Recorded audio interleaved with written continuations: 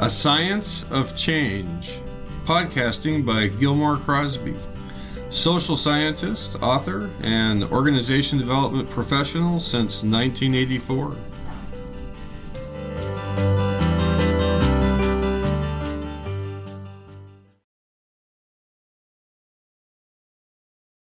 And welcome to another podcast. I'm excited to have a guest today, Peter Altschul, who is an organization development practitioner throughout his life and an author and a mentor. And so just glad to have you with me, Peter. You've got, as we all do, we all have challenges in life. You've got your own unique challenge related to diversity, which we're both very interested in, and I look forward to talking about. So why don't you just take it from here for a bit? Yeah, so this is sort of a story that when Gil and I were organizing this interview, he uses a program to record that does not work well with my speech software, which is called JAWS, Job Access with Speech. I am totally blind. And JAWS allows me to read the text that's on the screen. Hush. Also makes noises in the background when you don't want it to. And so I went on to Gil's site that he wanted to record, and because of the way the site's configured, I could not access a button to change a setting, and therefore we couldn't use the site that Gil wanted to use. So I appreciate Gil doing the interview anyway and providing an accommodation, which in this case is recording using another method. Right. So I've just got my phone on here and I'm listening to you and chatting with you while this online program is recording, and remains to be seen, what that does to the quality, but I'm optimistic it'll be good enough. But this is, like you said, it's an example of the kind of workarounds that you have to often do when technology and when people haven't thought through how to make things accessible. And one of the things that got me interested in diversity work, there are a number of things that did, but one of the things that did was I began to realize, sort of when I started doing my initial work, encouraging employers and universities to work together to improve the way they recruited people of diverse backgrounds and with disabilities on college campuses. And when I really realized is that a lot of the technology, the terms that people with disabilities use and diversity practitioners use work really, really well together, but it's not encouraged that it be used together. So this whole idea of accommodations that we in the disability community talk about all the time. I mean, in order for us to do our job well, we need certain reasonable accommodations for us to do our work. But the same thing applies to people of other diverse backgrounds.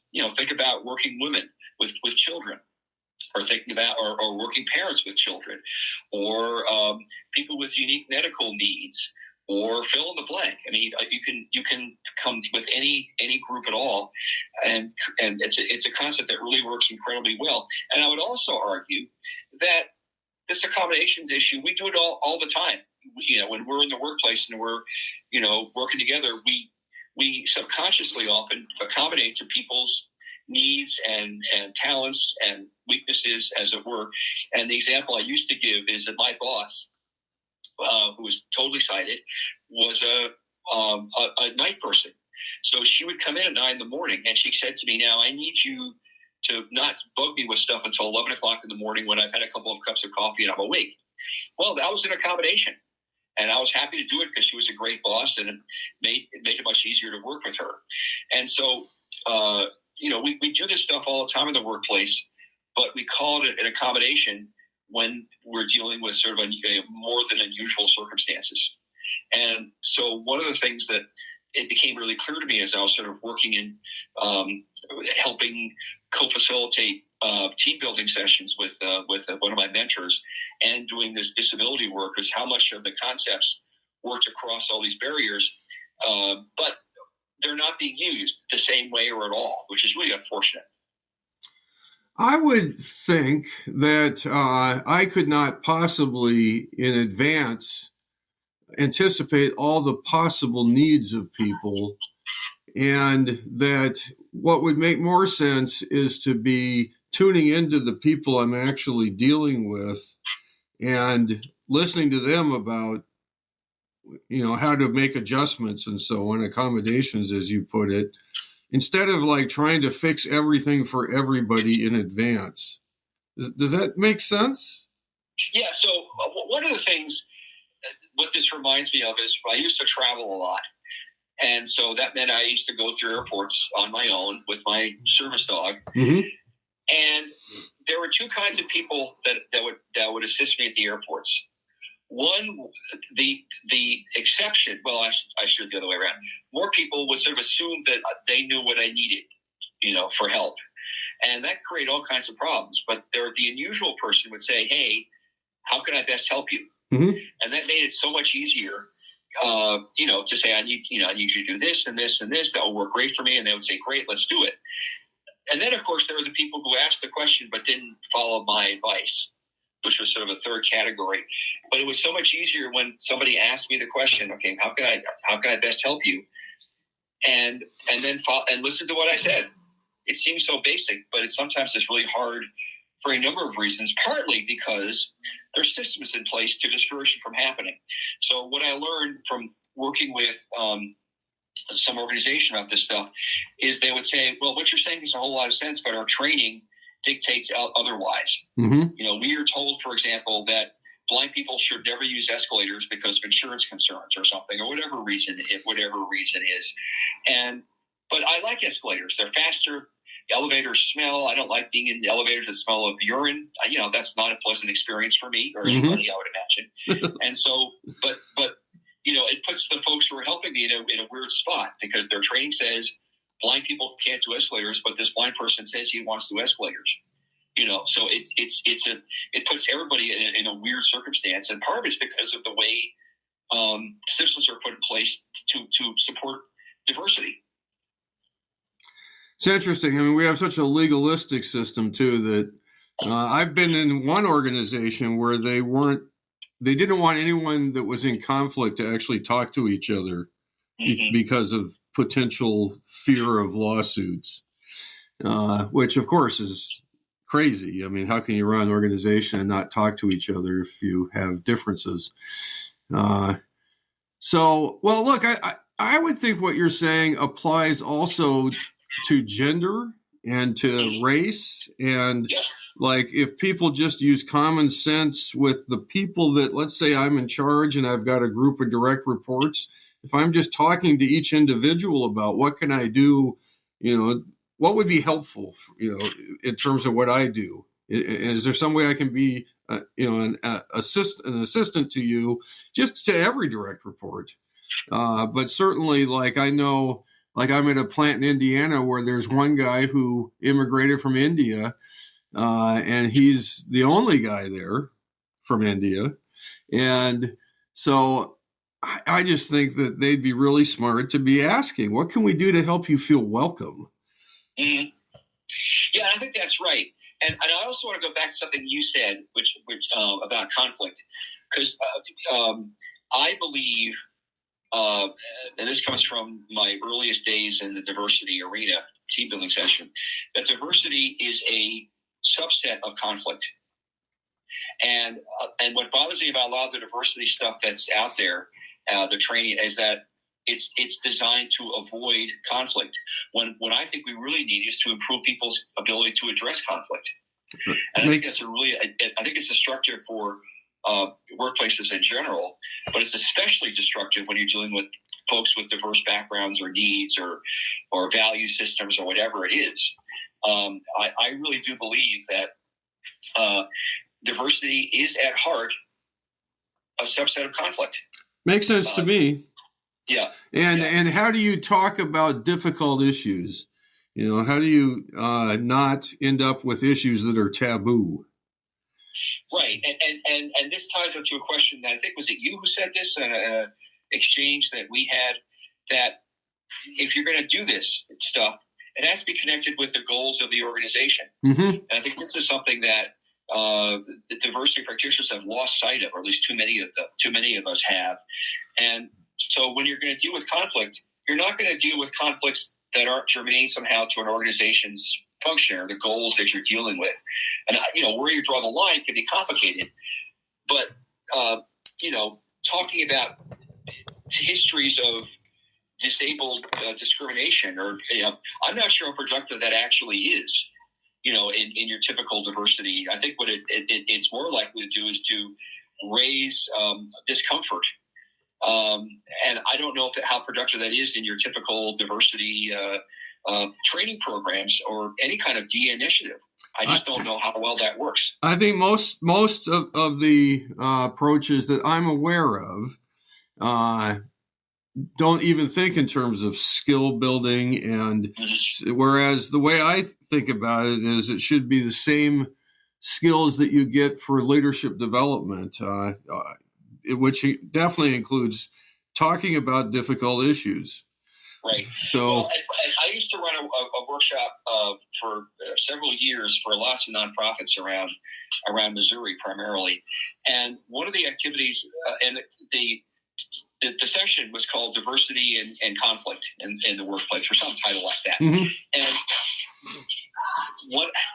one of the things that I did was got people into small groups and said, talk about a time when you had a successful conversation or a relationship with somebody significantly different than you are, however you want to define it. What made it work? And then the basic idea was to develop a whole set of skills that people could sort of list and people would sort of take a look at as you went through the rest of the day. And for me, that was sort of in some ways, the most important part of the workshop, because what you're talking about is relational skills and sort of how you dealt with those conflicts that inevitably emerge, when you have those kinds of conversations. How do you deal with a blind guy who has special needs that you're not comfortable with? Those are the kinds of things that will happen in any cultural conversation. Yep. And so how you develop those skills and the fact that people have those skills, they're just not aware that they have them. Yep, and one of the great ways to do that I know you've got experience with is T-group learning. Mm-hmm. Yeah, so getting at things that seem awkward, like even the conversations in any conversation about differences, there's all kinds of taboos in today's culture about like how you even name a difference. So you started out right away by saying, well, I'm blind. I think you said totally blind. Is that I did. That's exactly what I said. Yeah. And, I just think that there's so much sensitivity, overly sensitive, I think, to how to even talk about issues like blindness, that it's scary to even bring it up. Like maybe I'm going to use the wrong word. Maybe I'm supposed to say visually impaired. Maybe I'm supposed to say gifted, whatever. But and that's true, I think, of almost every diversity topic. I don't know what the current word is. Clearly there are uncomfortable moments that happens in these kinds of conversations, but I think they're overblown for often political reasons. Most people, most of the time, work this out without too much trouble. It might be a bit uncomfortable for 10 seconds, and then people get work through it. Yep. 90. I'm making this number up. 92%, 95% of these conversations go normally, and then sometimes it doesn't. It gets really uncomfortable, and you got to do a little more with it. But I think what's happening is that people are deliberately overblowing these kinds of things for political purposes. The last T-group workshop I ran, the moment resolved itself really well, but there was a moment about midway through the week where I noticed, and I'm asking people to notice patterns, group dynamics, talk about them when you see them. And I noticed that for the last 20 minutes, maybe, in a group that was evenly split around gender, that there was no ambiguity about the people in the room in terms of gender identity and so on. Right. That the men had done the talking. There were 4 men, and I was one of them, and we had been doing all the talking for the past 20 minutes. And so I noticed that and said, oh, I'm noticing that for the past 20 minutes, the men have done the talking, and the women in the group haven't said anything. And it was a firestorm from there. For one of the women, she was just absolutely aghast that she said, you can't say that. You can't talk about that. And another woman was like, God, thank God thank God for pointing that out, But anyway, so there was all this stuff that came. And a day later, I noticed that the woman who started by saying, you can't say that, you can't talk about gender, that she got into a new configuration in the group and sat down and said, I'm really glad that there's 2 men and 2 women in this group. And anyway, so there was an evolution that took place, but it's sort of crazy that the taboos, and like you say, that gets escalated by the political discourse, which is really just trying to egg people on about issues, and divide people. So your story reminds me of a sort of you gave the sort of 101 version. I'm going to give you what I think is the 102 version of your story about women and men. And that is when I used to co-facilitate team building sessions with and these are always people who didn't know each other, and we always made sure that there was a large diversity component. And one of the things that regularly happened, and it happened in almost every group that we worked with, we'd have a conversation, and people were really trying to work with each other, and they clearly weren't working. They were talking past each other, and it wasn't working. And people were getting more and more frazzled. And Kenneth Soul was the guy I worked with, just a brilliant social psychologist and a pioneer in the diversity arena. Would stop us and say, "Okay, what's going on here?" And people would say, "Well, we're not getting along, blah blah blah." And he'd say, "Well, why is that?" And people would sort of speculate, and then he would say, "Well, I think what's going on is," and he would talk about the thoughts channel and the feelings channel, right? People either talk in feelings talk or thoughts talk. And what was often happening is that often the white men were talking in thoughts talk, and everybody else was talking feelings talk, and the two were bypassing each other. And his point was, you got to sort of monitor both channels, to make sure that you're not just talking thoughts, you're talking feelings. Because and what he would, and then we would sort of talk about it, and the dynamic, I'm sure, as well as I do, that often white males want to solve a problem, when often what people want is just to be heard. And once they feel heard, then then we're in a better place to sort of address the issue, whatever the issue is. Mm-hmm. That makes sense. I think it's such a strong cultural trait in organizations that, like, often the women who have managed to get into the room have the same habit of just trying to fix things as soon as they just fix things. Yeah, so, no, it's true. But it really is destructive for everybody. Right. I agree. Yeah, we all of us have feelings that if we don't talk about them, I'm more conscious of this now because I recently got married to a woman who was stage 4 cancer. And I have really struggled really hard just to listen, mm-hmm. and to empathize, which is so unlike me. It's not the way I was trained, but it's so much more effective communication wise. She feels heard. Sure. And as a result, we can have conversations that are a lot more difficult. But first, people have to be heard. Yep, that makes sense. Yeah. People are often so obsessed with being heard that they just talk and they don't listen. Right. And because they're not listening, the other person isn't being heard. Yeah, and I just think it's something and I just found that sort of thought and feelings channel so useful. Sure. As a concept when I was running my own programs. And all it takes sometimes when people are sort of lined up with these thoughts is to get people to smile. Or to say, this is really frustrating, isn't it? Or say something that engages the other channel for 2 minutes or mm-hmm. 30 seconds. And then the tension lowers down to a workable level and you can move on. Makes sense. I like how you talk about it. I mean, I'm paying attention to the same thing, thinking and feeling, and but you may influence how I talk about it in the next T group I'm in. So, and this reminds me of your book. Certainly, the first chapter starts right out with the feeling component being missed by many. Yeah. It's easy to just get wrapped up in our thoughts and think that we're being rational.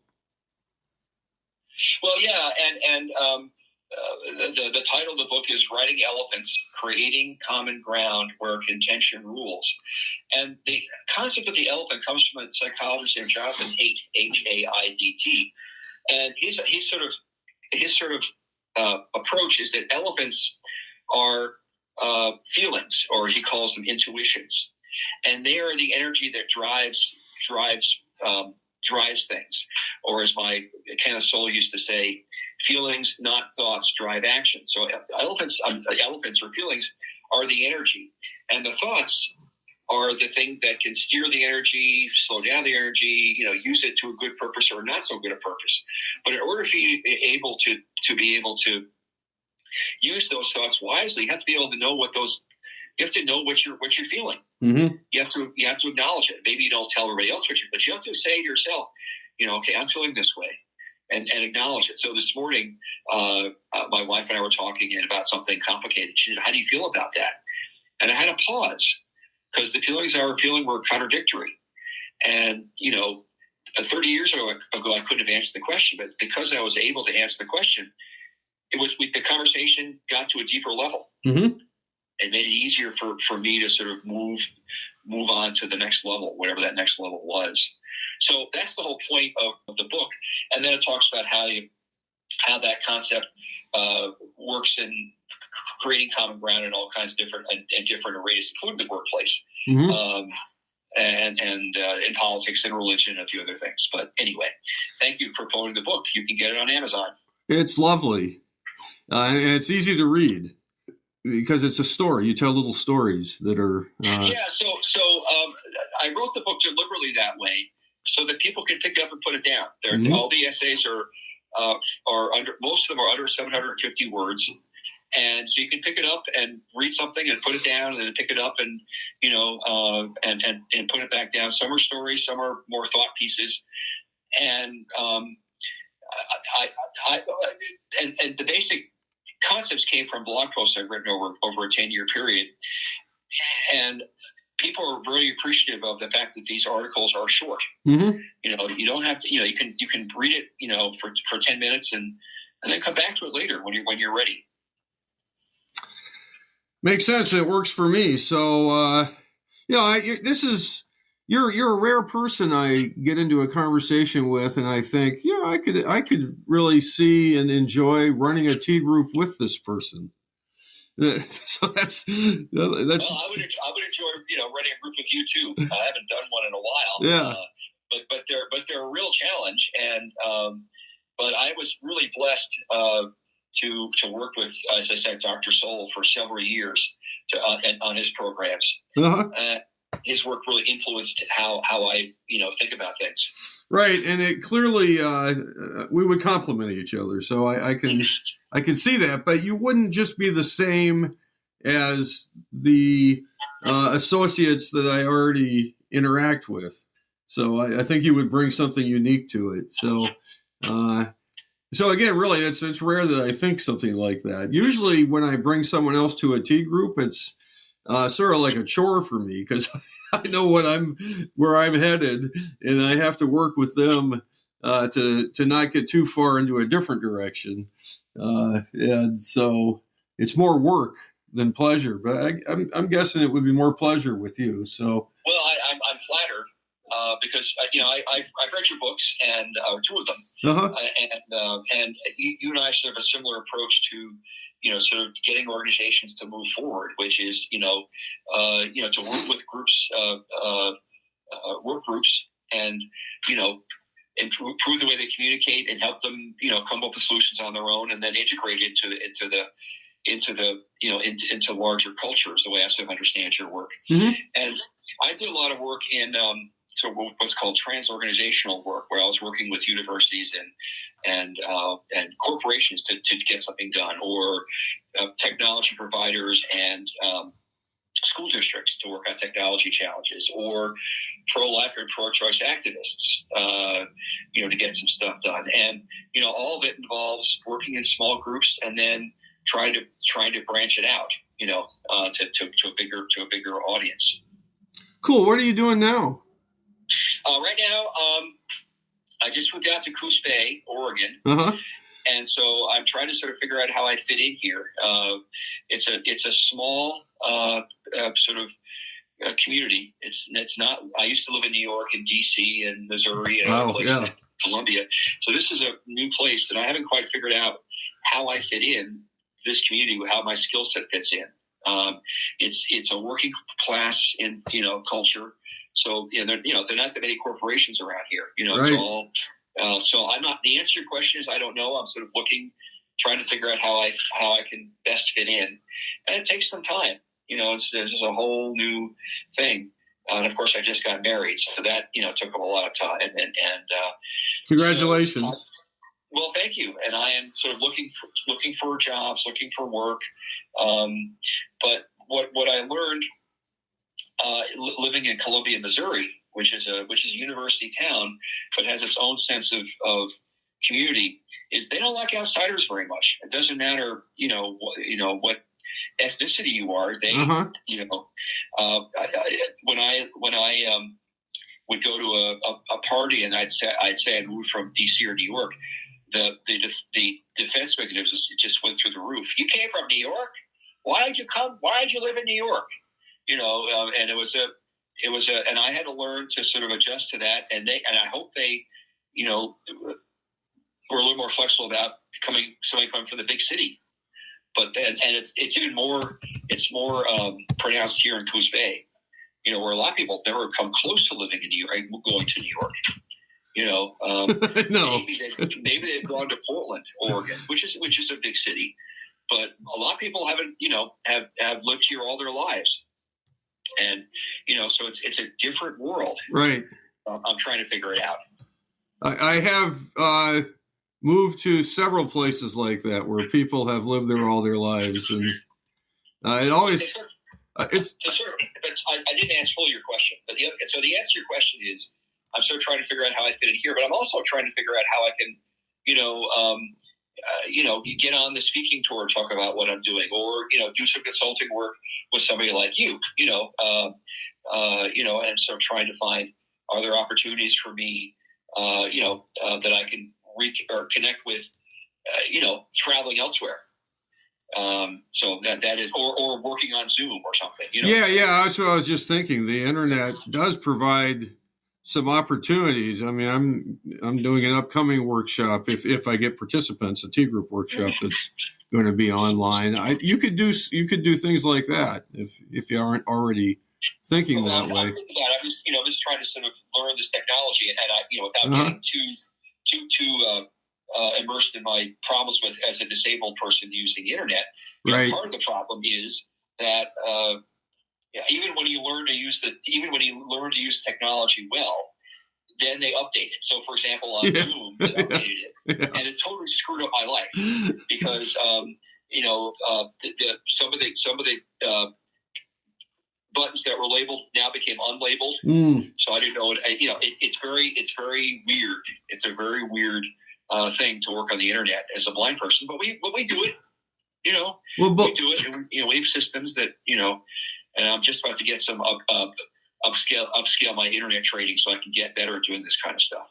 Believe it or not, upgrades screw up my life, and so even with my ability to see, well, your comment reminds me of something. There's a concept in the community called universal design, and I think this is something that works well in the diversity community as well. The basic idea is you try to set up systems that work as well for as many people as possible, right? It's sort of the obvious system, and so one of the things I used to tell technology designers when I was doing some of that work is I would say, because people would see me sort of struggle with a piece of software or a piece of internet, a website, whatever, and they would say, I can make this work and you can't, but it's a royal pain for me to make it work. And so what I would say to technology designers, web designers, is keep it simple. Yes. Why are you cluttering your pages with stuff that drives everybody crazy? It makes it unusable for me and makes everybody else go crazy. And people are so used to doing fancy stuff, but I'm not sure that's the best way to go often.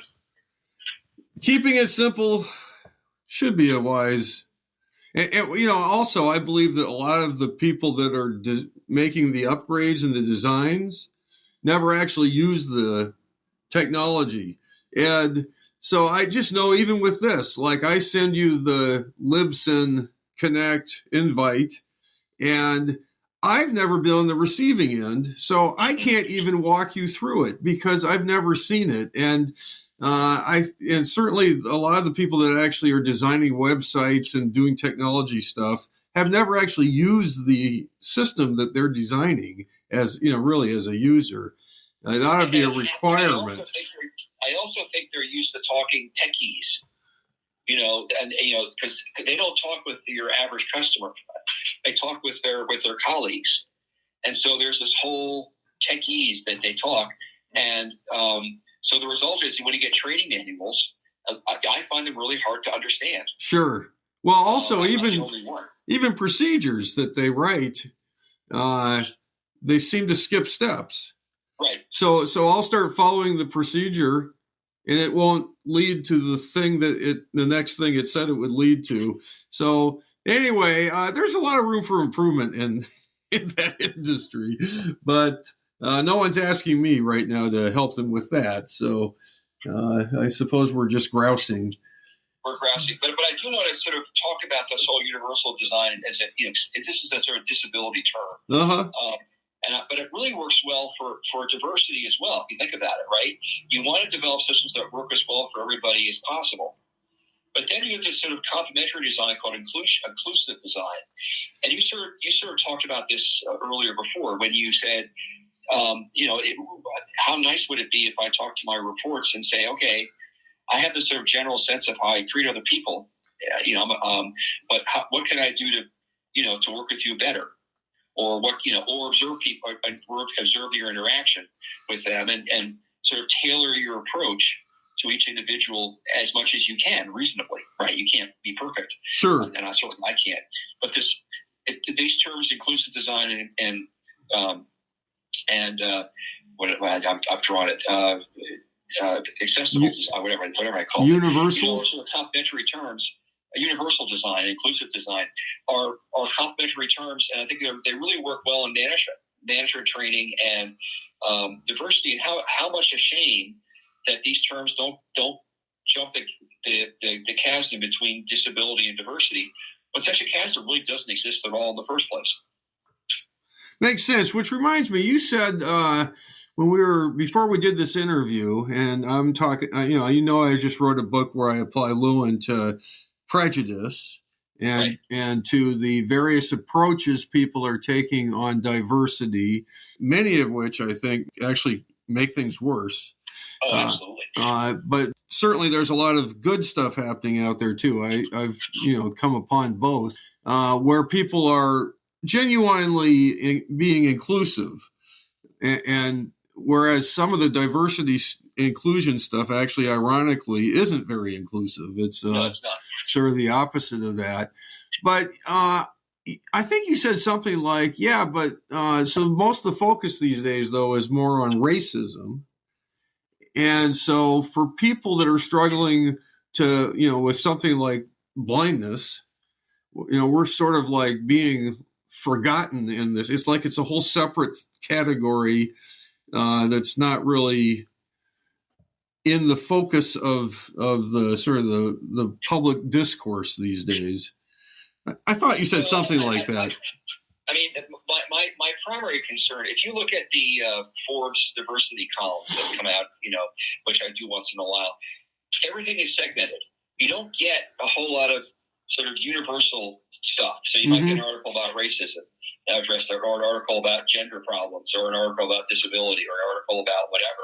Right. But I don't see a whole lot of stuff about what works across all this stuff. What are the skills that you can use regardless of the difference because the whole concept of intersectionality is that we all have different sort of things inside of us that work in tandem with others in weird ways. It's sort of a prism that sort of reflects off others in different ways. And rather than just focus, life gets complicated, of course, but I wish that people would focus on diversity as a set of skills that help us do our work better, leverage our differences to our advantage, figure out ways of addressing those conflicts that come up, rather than lecturing. I'm so sick and tired of hearing lectures, diatribes. It doesn't work. Yes. As I said in my book, many of us from diverse backgrounds get lectures from strangers about how we should run our lives. We don't like hearing that, so why are we doing it to other people? Right, or they lecture at other people about how they're supposed to treat you. Yeah, exactly. It doesn't work. No, lecturing. Why are we subjecting people to stuff we hate? Yes. Yeah.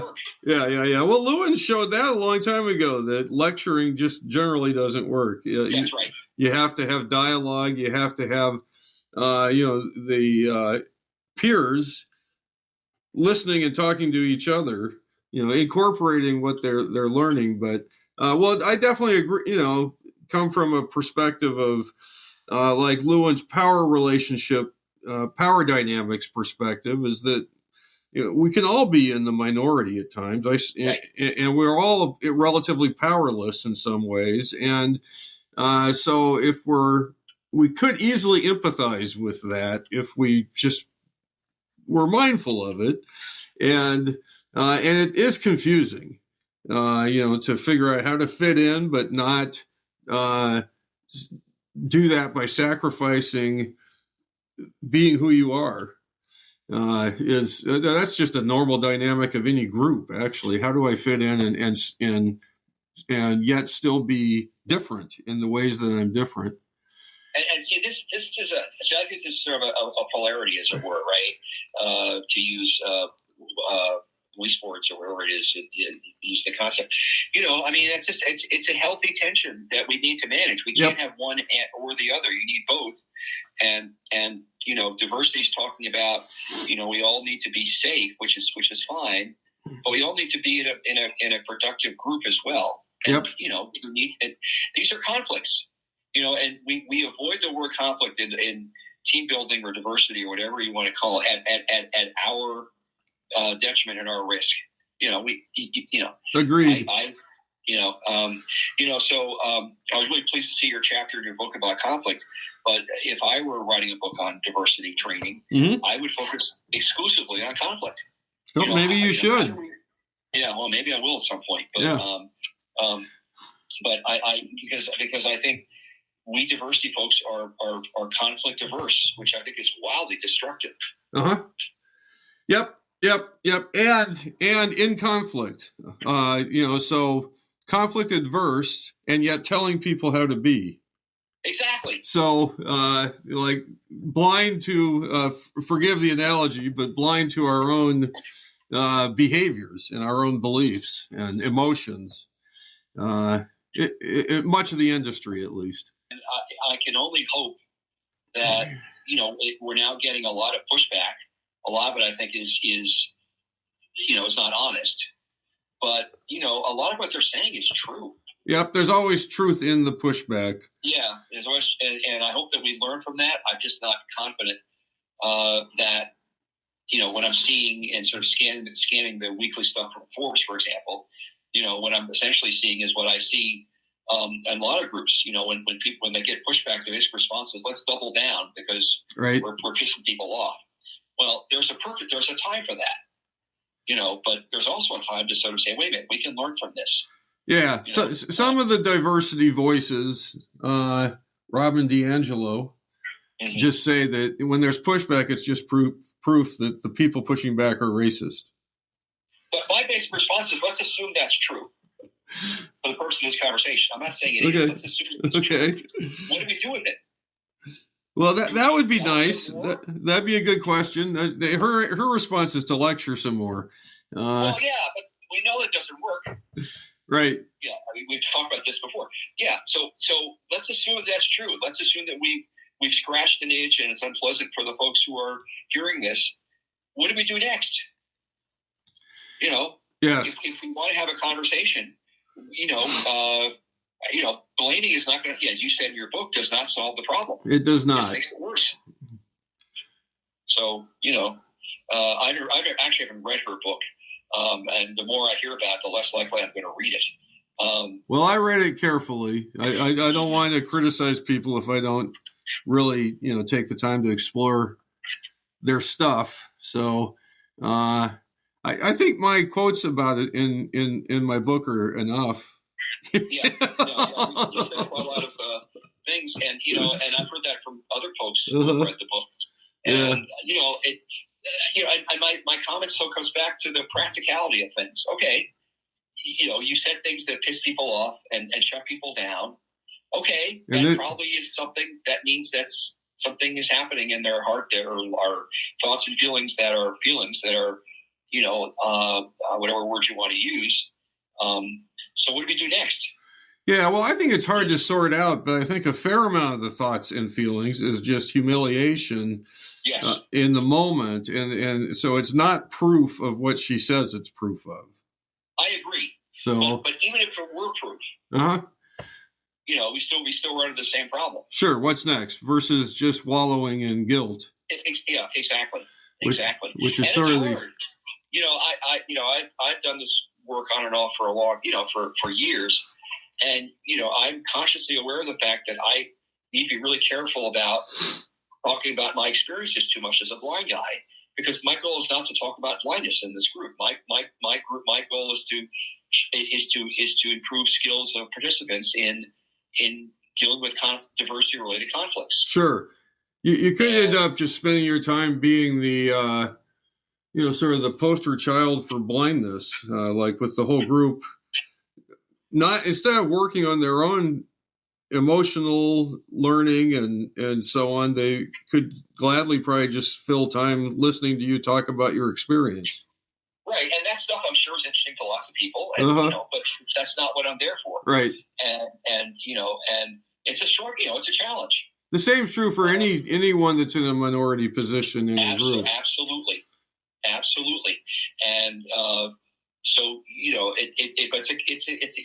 I find myself always having to say, okay, will this story really accomplish what I'm trying to accomplish? Right, because the person in the minority position might want to spend time doing that too. It might fill a need, for connection, and so it reminds me of when a boss starts telling long stories, and most of the group that when I've seen this, they may stop listening, but they do their best to pretend like they're still listening.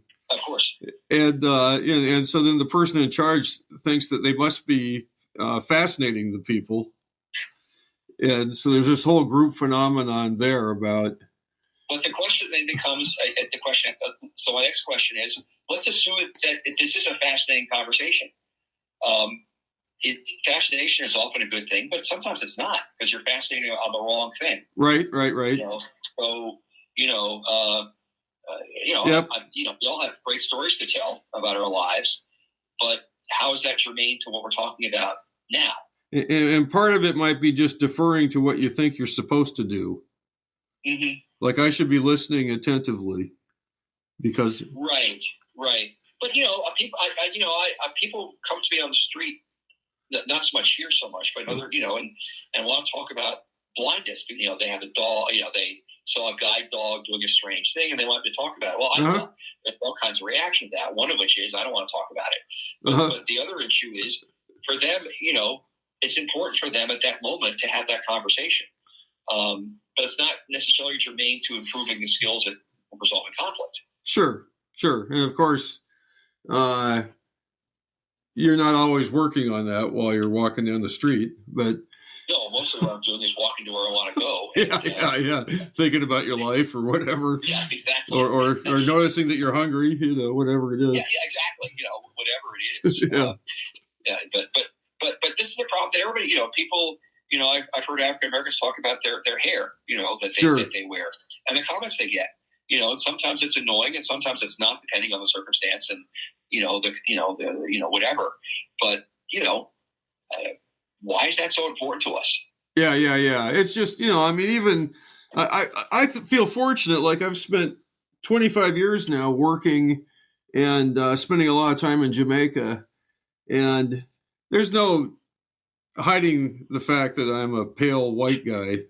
Right. And so a lot of the attention I get at first in small towns and stuff is people hoping that I'll buy something, sort of assuming I have money and stuff. And it's hard to just be and not get a whole bunch of attention because of my physical characteristics and the assumptions about them. Yeah, no, it's really true. I was in Jamaica at Sandals, the Sandals things down there, which is not Jamaica at all. But when we were in the community, it still is some, but anyway. Well, but they hire really smart people, and they really do. Their customer service is really fabulous. Yeah. But if you go outside of the doors and go to the community, it's a whole different thing. Sure. You have more experience with it than I do, but it's a different world. Anyway, and I was struck by the story you told about your wife's trouble at the bank. Yes. And how you had, sort of intercede on her behalf, and how that was a powerful experience for you. And my sort of reaction to that story is we all have stories like that, where we hadn't had an opportunity to support somebody who was being discriminated against, and how well do we come through in those circumstances? And the thing is, to the extent that we do come through, we have then a baseline we have skills that we can share, we can use, and I think we sometimes forget we have those skills. Yeah, and that reminds me that one of the primary ways to bring people together in Lewin's model is through action. Right. So that's the difference between a lot of the DEI work today too, which is more about introspection. What's my bias and so on, which is, I think that's a worthy thing to be as aware of as possible. But, and it's not just about diversity biases, yeah, exactly. But that's it. That's and so actually now I'm still trying to work with my bank on their lending practices, and they aren't that friendly about it. So even though they're, a friendly bank in many other ways, they aren't very friendly about I just want to know, well, what do you do to make sure, given the history of systemic prejudice in this country about lending, right up through the PPP loans, for instance. How do you track this in your own, how do you make sure that people that have similar backgrounds, that you aren't lending to people that are white and not to people that are black, that have the same financial criteria and so on? How are you really tracking that? So far they won't talk to me. I think I have to get my state representative or the press or both involved, just to have them, all they keep saying is, well, we're a fair lender. Which may be legally true. Yeah, who knows? I mean, but that doesn't answer the question. It does not. It's legal is not always what's right. It seems like a defense mechanism. Well, yeah, I mean, and that's part of the problem with diversity stuff, because a lot of what you're dealing with is skill building. And people are sort of viewing it, diversity, through the legal lens, and the two are. One of the things I used to tell was really funny. So I developed an inboarding program or orientation program for new people with an organization, and they ended the session with a sexual harassment thing. Don't ask why they did this, but that was the decision that was made, and so people sat through an hour of sexual harassment. Great training. And so I said to the designers of this training, I said, look, I understand that you're probably doing this for legal purposes, to check the box of legal, but just understand that I can guarantee you that nobody learned anything in the way of skill building, because skill building involves practice. right. In a safe environment. Nobody learned about how to be develop these skills around the issues of being less sexual harassment. They listened to a bunch of stuff they've heard 80,000 times before. But if your purpose is to improve skill building, then what we're doing is a waste of time. They at least need dialogue that at the end of something like that to make it useful. But anyway, keep going.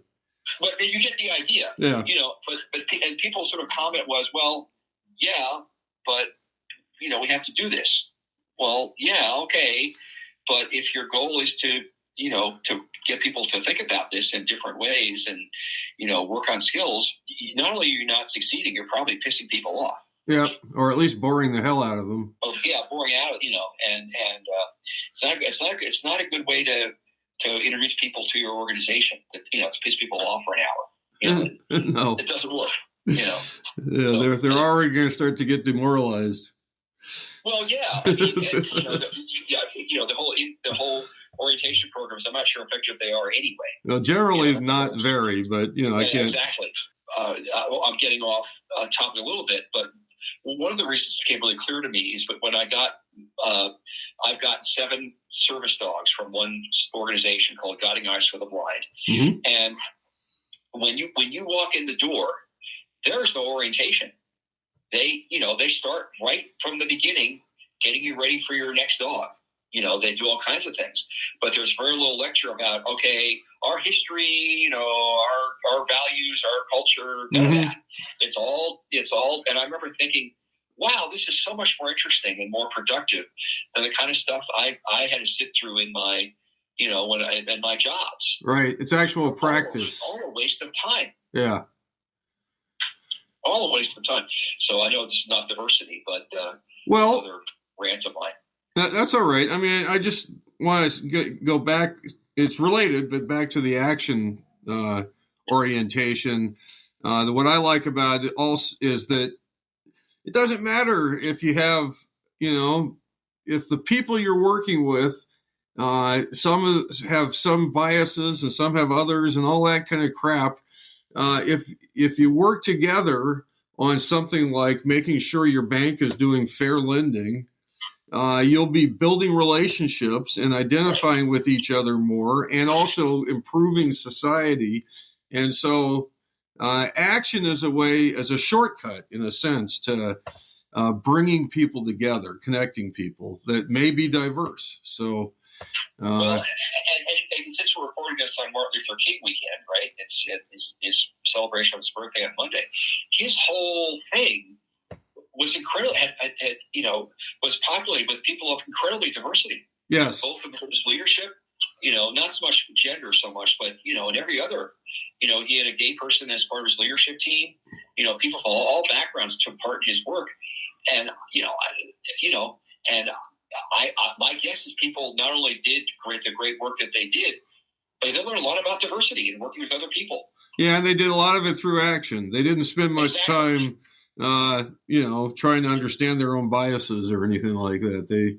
They figured out what they're going to do next.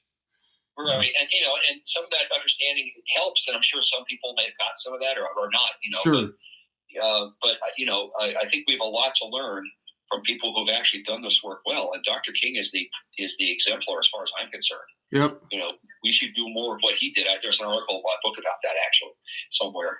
I think called DEI and MLK or some title some catchy title like that, which talks about that. What did King do to make this thing so productive? And I listed a bunch of things. And are we doing the same thing? No, we're not. So let's learn from King. What would MLK do? It's a good question to ask oneself. I would think so. I mean, he's a guy that he seemed to get it right. Yeah. So, anyway, but it's all action, and the work that you did, and to the less thing I did, we're trying to address a problem. An organizational, whatever the organizational problem is. Sure. We're trying to, increase the we're trying to, increase the quality of our work, or we're trying to improve customer service, or we're trying to do whatever. Yep. Increase productivity. Yep. Yeah. And whatever it is, we're trying to get this project done on budget. Whatever it is, once people have that common goal in place, then a lot of interesting things can happen. Yep. addressing skill building, but including diversity. If you manage it well, people will identify with each other. Yeah. And form, different kinds of relationships than they had before, and so overcome differences if it's managed well. But the point is, one of the things I constantly reminded people when I was doing my sort of trans-organizational work, I would say to people, let's remember why we're here. We're here to do this. Mm-hmm. And they would say, oh, yeah, okay. And then they'd go back to and people had agreed that this is what they wanted to do. It was written on a piece of paper. It was posted. It was there. Everybody knew it. But if we got too far afield, then all this weird stuff began to happen.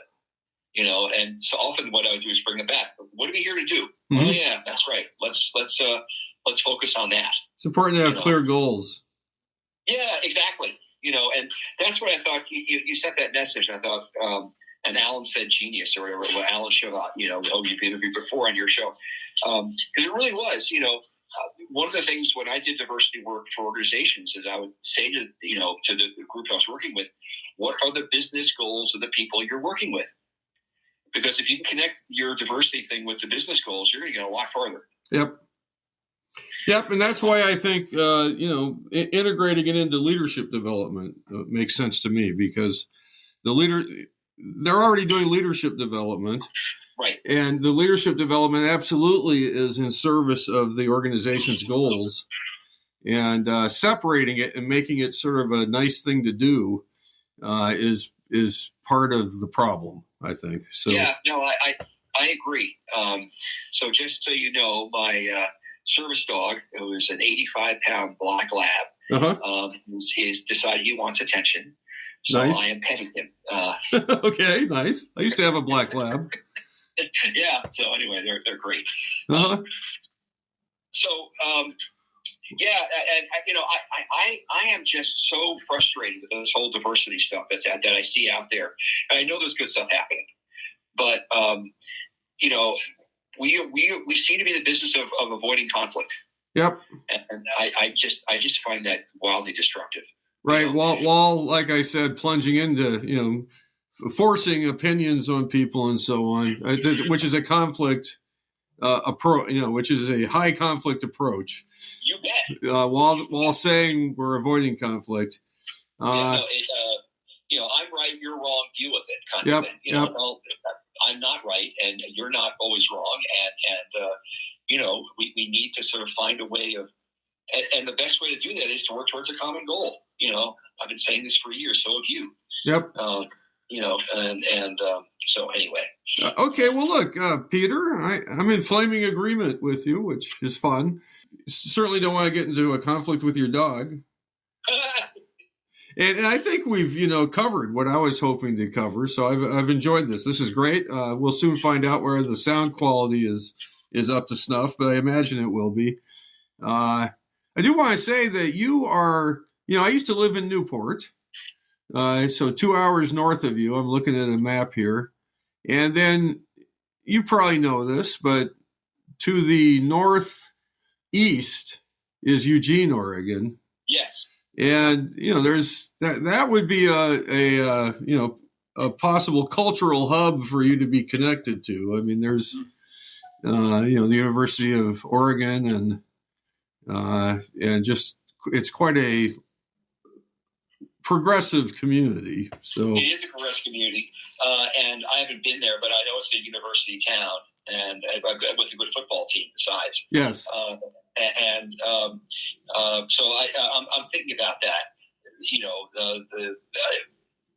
The challenge, of course, part of the challenge of being a blind guy is that the transportation is, if you can't drive, it's a problem. So there's no way of getting from Coos Bay to Eugene without having a car. Sure, absolutely not. And it's windy roads for a good portion of it. Yeah, exactly. So all this stuff, it's all doable, but I have to find the right connections to make it work. And that's not easy to do. You might have to use Zoom, because I know that there's a bunch of people at that university that are concerned with DEI issues, for instance, and could use you as a mentor. Well, Yeah. So anyway, I might read, there are things I can do. Anyway, but I really do appreciate the, my dog is, I think my dog's on my bed, actually, now that I think about it. He's decided that that's where he belongs. Yeah, well, that sounds like a good spot. Yeah, I think so too. So anyway, I appreciate that. I appreciate the time, and hope we can do this again sometime, or find a way to work together if that seems appropriate. That sounds great. You got anything else you want to say? I just want to say what I've said before, that diversity is a subset of conflict. That in order for diversity to work well, we have to be working towards common goals, and then remember what those goals are when we're designing programs or whatever to for the diversity thing to work. And if we don't, we're going to fail. It's as simple as that.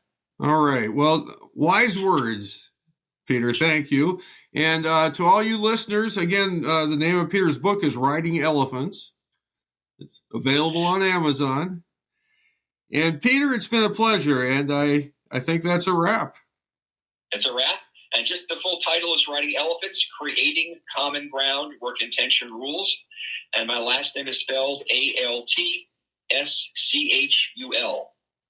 Peter Altschul. So I hope you buy the book. I hope so too. Okay, take care. Thanks, Gil. Hey, thank you, Peter. Hey, I appreciate you listening. This, again, is Gil Crosby. And I want you to take advantage of what's available to you. I have many free materials. I am happy to talk to people about their situations, especially if you're trying to create change, either social change or organization change.